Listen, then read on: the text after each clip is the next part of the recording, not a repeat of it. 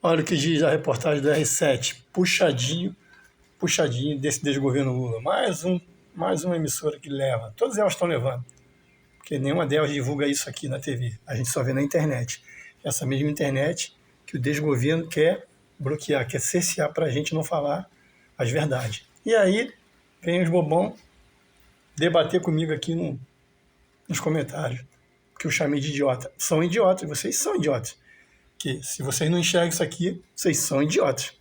Olha quem foi que falou isso aqui, ó. No meu relatório não tem anistia, diz relator do projeto da dosimetria. Olha quem é a figura. Sabe quem é esse cara aqui? Paulinho da Força. Você aí que vem aqui criticar, pesquisa quem é Paulinho da Força, vê quantos processos ele tem nas costas. E aí você me diz quantos processos Bolsonaro tem, qual foi o crime que ele cometeu. Diz aí, porque morreu gente na pandemia? Morreu no mundo inteiro, bobão.